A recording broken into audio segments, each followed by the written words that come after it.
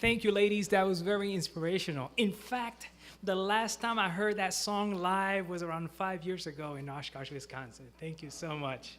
It is really appreciated. Brothers and sisters, distinguished guests, happy Sabbath to each and every one of you. It is for me an honor and a privilege to stand here once more. It was just nothing but a couple of weeks that I was here enjoying and worshiping with you. And between then and now, I am sad to say that my miso has not improved any.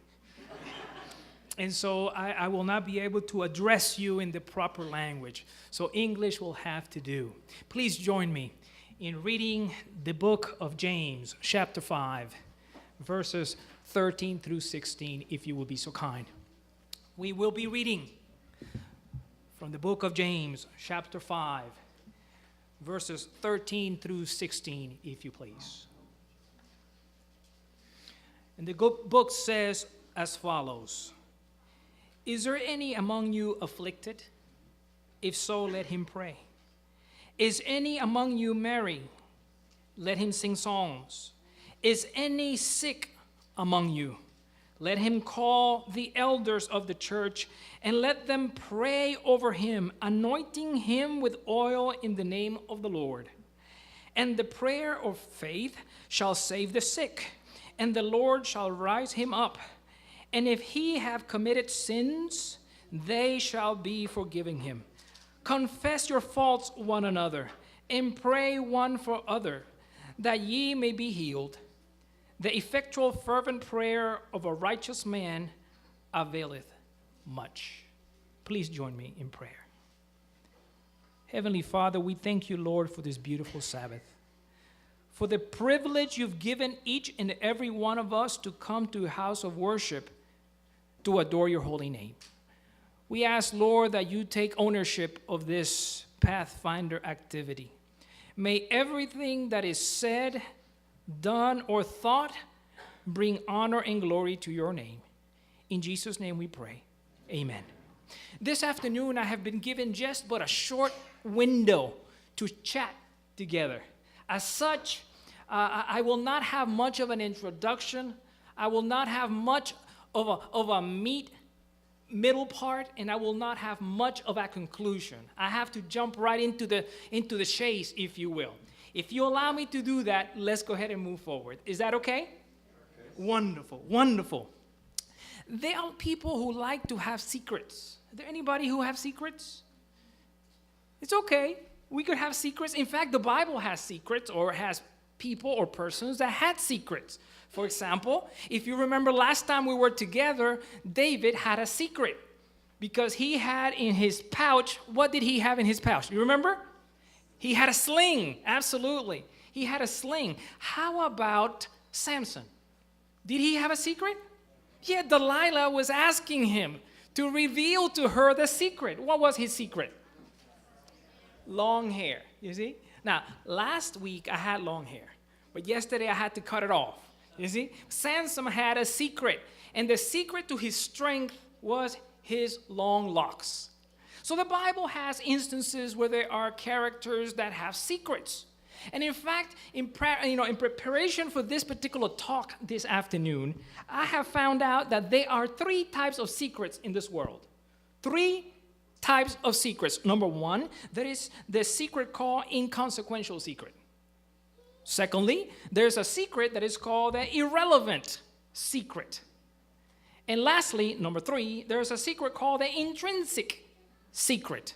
Allow me to share one example for each and every one of those secrets, if you may. Number 1, the inconsequential secret. My sister-in-law, she's a great chef.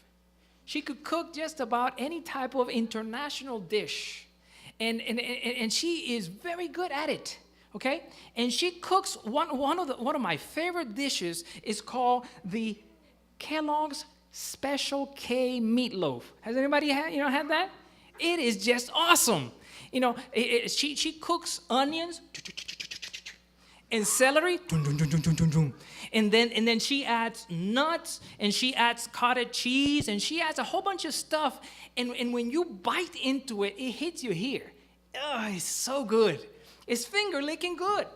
And so every time she makes it, okay, I ask her, Beatriz, give me the recipe. She said, it's a family secret. But I'm your family. It's a family secret. You know? She never shares the secret with me. But that's okay. It is inconsequential because most often than not, every Saturday we are at her house or she is at her house. And when we're not at her house and when she's not at our house, we're together eating potluck at church. And every time we're together, she makes the dish, the Kellogg's Special K meatloaf. And so even though I'm not into the secret, even though I'm not aware of the secret, I benefit from it anyway. Therefore, it is inconsequential. You see what I'm saying? That's one example. The second example is a secret that is irrelevant. Okay? I have a sister. She lives in Burke, Virginia. And we visit her quite often because it's relatively close. And so every Sabbath afternoon when I'm not involved in either an adventure activity or a Pathfinder activity or a TLT activity or a Master God activity, then we're in Burke, Virginia, visiting my sister. And a couple of weeks or so ago, we planned to visit, but it just so happened that my brother-in-law's mother came from El Salvador, and they had to go pick her up. And so when we arrived at my sister's house, they were not there. Only my niece was there. And the only reason why she did not go to the airport is because she was going to go out with her church friends. And so when I knock and she opens the door, hey, Tio, what are you doing here? Well, I came to visit. Didn't your mom tell you? No. She said she was going to go to the airport. Didn't she tell you? No. Well, what are we going to do? Well, I'm going to go out with my friends. You want to come along? Sure, I'll go along. Where are we going? And so we planned to go to a pizza place.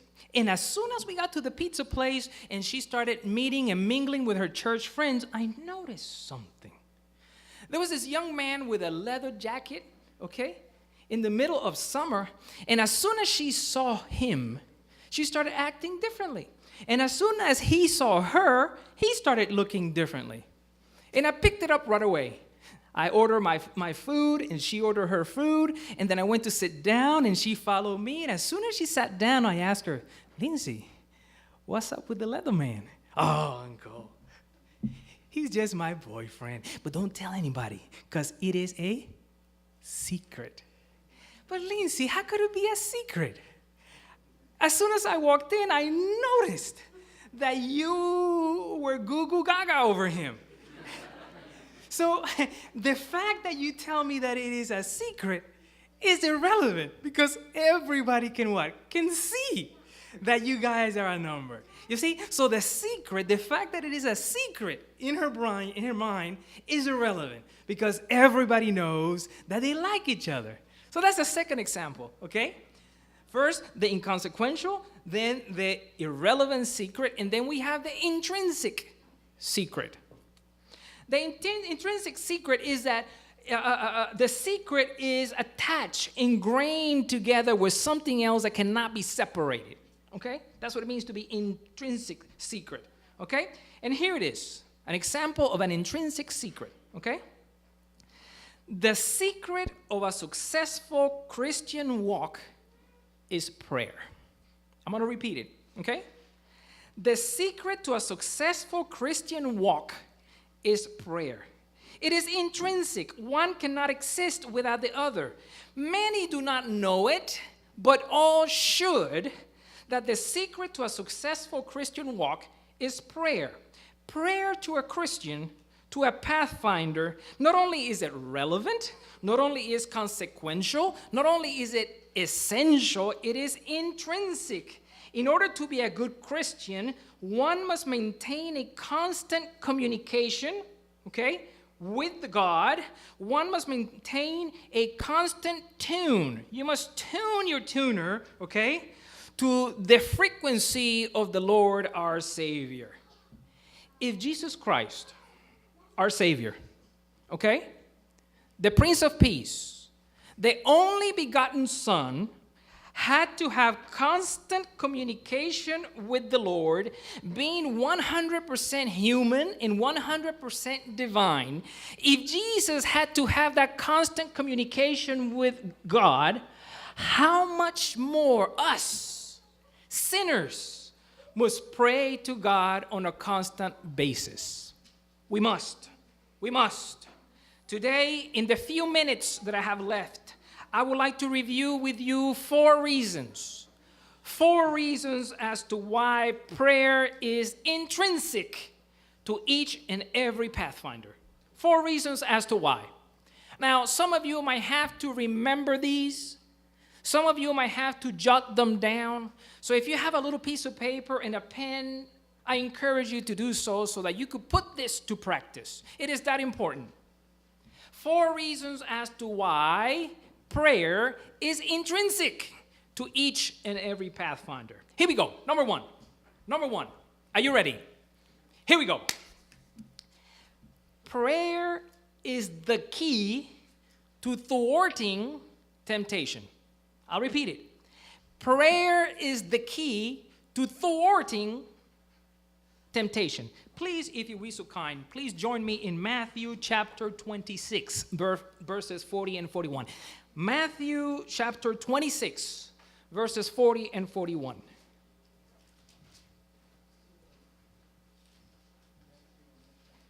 Matthew 26, verses 40 and 41. Bear with me because I'm still trying to figure this out. Matthew verses 26, verses 40 and 41. And the Bible says, "And he cometh unto the disciples, and findeth them asleep, and said unto Peter, Peter, what? Could ye not watch with me 1 hour? Watch and pray that ye enter not into temptation. The spirit is indeed willing, but the flesh is weak." What did Jesus ask of Peter? To do what? To watch and to pray. Now, I just want to make it perfectly clear that Jesus is not saying that if you pray, you will not have temptations. That is not what he's saying. He's saying to pray so that you will not fall into temptation. And there is indeed a difference. Prayer is the key to find the attributes, the strength, the power to be able to tell the evil one, "It is written, no," and then walk away. It is written, no, and then walk away. It is written, no, and then walk away. You find that strength, that power, the ability to thwart temptation by hitting it with your knees, with prayer. That's point number 1. Point number 2. Prayer is the key for bountiful blessings. Prayer is the key for bountiful blessings. Now, what I'm about to tell you is not biblical, okay? It is just my opinion. I have not read it in the spirit of prophecy. It is just my opinion, okay? I imagine that in heaven, there's a big warehouse. In that big warehouse, you have a whole bunch of different shelves all over the place, okay?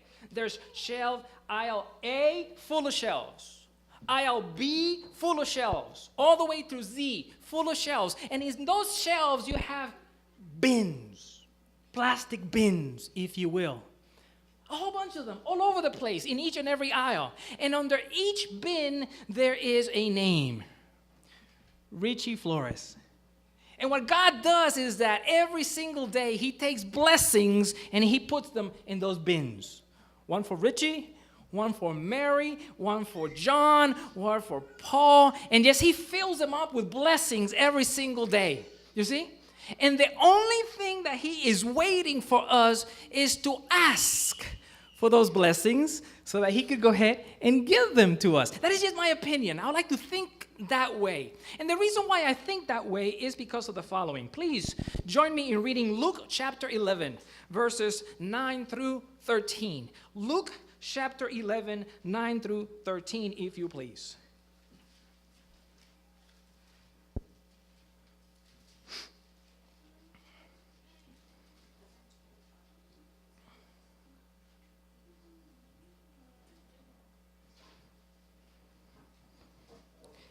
And it says, "And I say unto you, ask, and it shall be given. Seek, and ye shall find. Knock, and it shall be opened unto you. For everyone that asketh, receiveth, and that seeketh, findeth. And to him that knocketh, it shall be opened.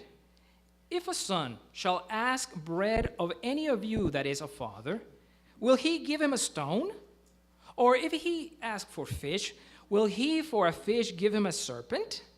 Or if he ask for an egg, will he offer him a scorpion?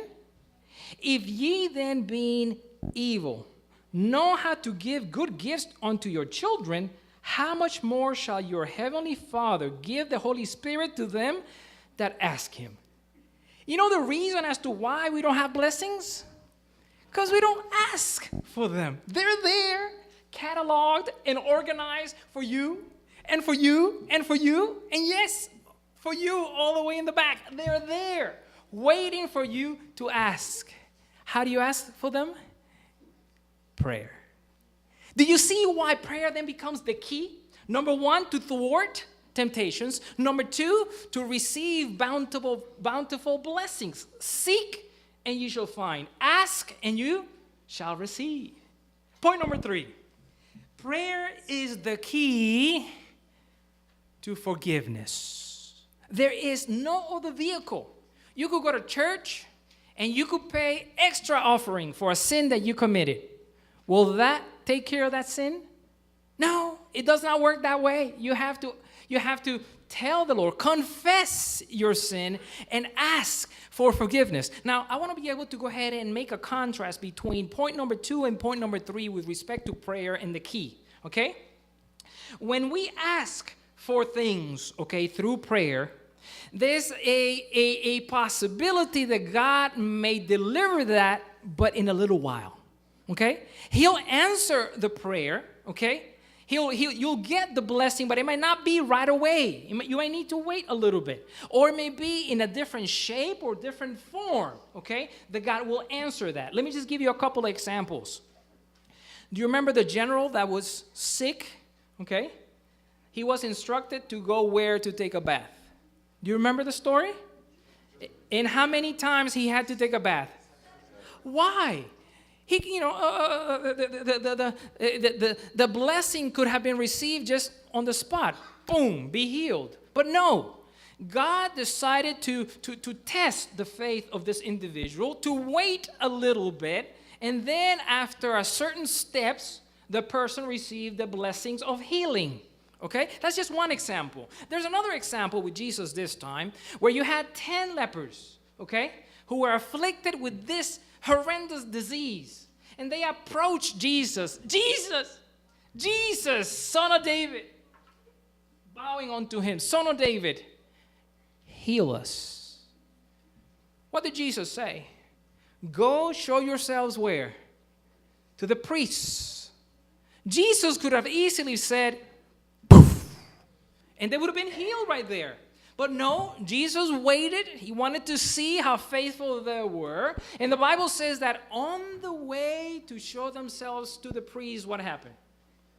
Their skin became like baby skin, you see? So the blessing did not happen right there and then. It took perhaps a couple of 30 minutes, 40 minutes. I don't know how long it took for them to get there. But it took a little bit. The reason why I'm saying this is because point number 3, which is that prayer is the key for bountiful blessings, could take some time. But prayer being the key to forgiveness is instantaneous. Let me just show that to you, okay? So how it works. Let's say I committed a sin, that I lied, okay? And I feel horrible about it. And so I go to God in prayer, and I say, God, I feel so bad. Okay, I committed a sin. I know I shouldn't have done that. I lied. Okay, I'm confessing to you. Please forgive me of that sin. Now, when you pray, how do you pray? Do you pray with your eyes open? No. How do you pray? Eyes closed, right? So look at this. Look at this. I go to God. I confess my sin. I close my eyes, and I ask for forgiveness in the name of Jesus Christ. Amen. What do I do now?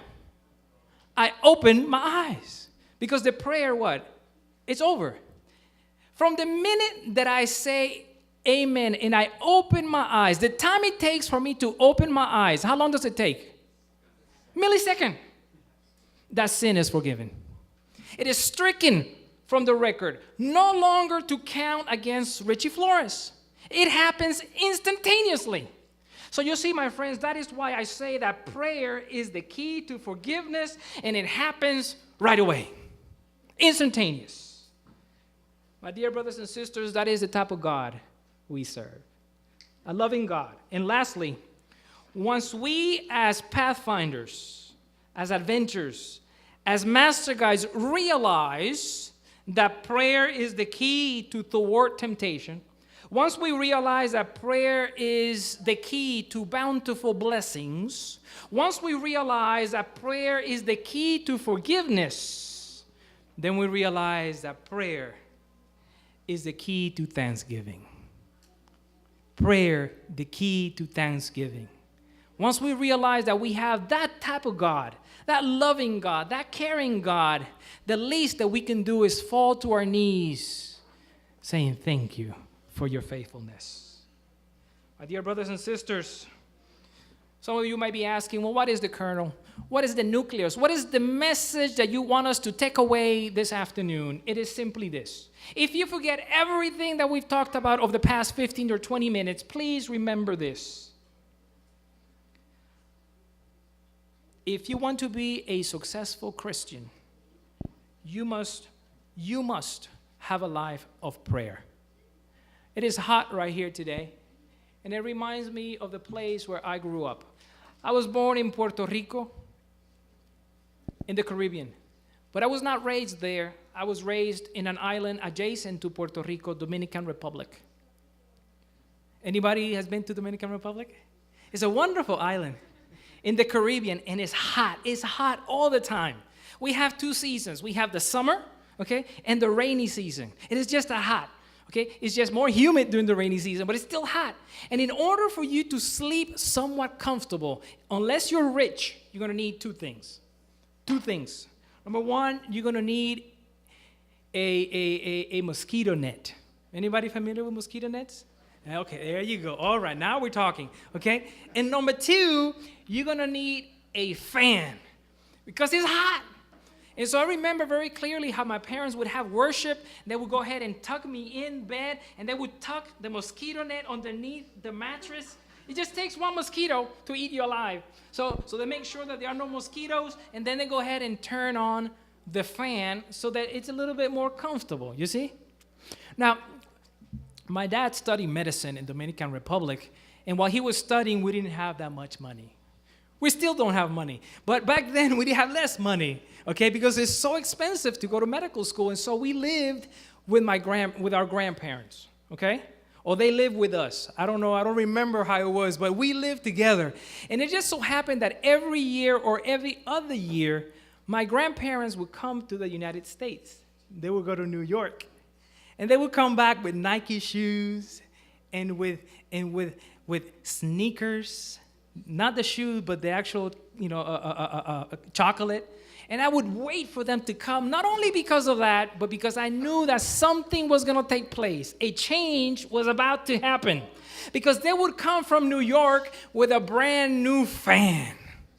That's right, a brand new fan. And then what would happen is that my grandparents would give their old fan to my parents, you see? And then my parents would give their fan to my sister. And then in turn, I would inherit an old rinky-dinky General Electric fan, you see? So I could sleep better at night.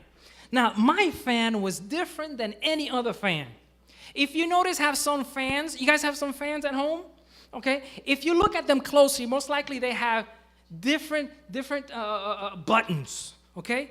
There's like a button that controls the speed. You have low, medium, and high. My fan did not have that. It's just one speed. That's it. Now, there's another button on fans that once you hit it, it allows the fan to go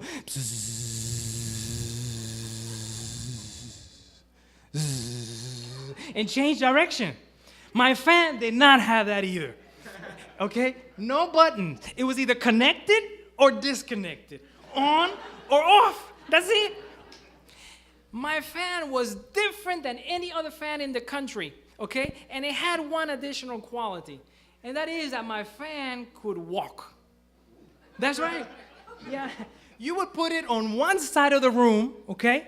And in the middle of the night, it would be on the other side of the room. Because see, at the bottom, it had like little rubber feet, okay? But over time, those rubber feet have become so hard and brittled that when you would connect the fan would go and vibrate and then walk all across the room. So after my parents would tuck me in, pray together, and I would go to sleep, then I would wake up halfway in the middle of the night sweating. Because the fan, after being connected and plugged on one side, would walk to the other side and guess what? Become disconnected. One day, I was just fed up. I said, no more. I got up, I took all the mosquito net, and I went and I took the fan, and I wrapped it around the leg of a bureau that I had there, and then I connected it. I got inside, and then I went to bed. Problem solved. My dear young people, if you want to be a successful Christian, you must take your life and wrap it around Jesus Christ and get connected to God every single day. That way you'll be able to have the ability and the power to overcome temptation. You'll have the ability to be able to open the floodgates of blessings that God has prepared already for you. You'll have the ability to feel at ease, knowing that the sins that you have confessed and asked for forgiveness, that forgiveness already has been attained. And lastly, you'll be able to have a successful walk of life of thanksgiving, praising the Lord, not just in November, in October during Thanksgiving, no, throughout the year for the many blessings that He has given each and every one of us. It is my hope and prayer that we could be able to have a successful walk with Jesus through prayer.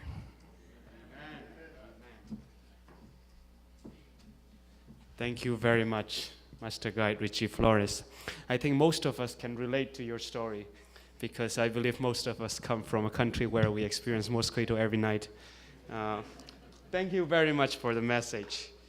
Do not just skit drama kan clear to dona adventure club atang ani dona ani buat sai na saboka ti chuan hemis do hian group song kan ngai thanga adventure skit zo hian you can see kan sak Pathfinder running up the highway ka kan sale dona ni oh kaka ni sala chumi zo chuan Pathfinder le Master Guide lamatanga skit ka kan chun zom dona ni. Now we will have adventurers present their skit.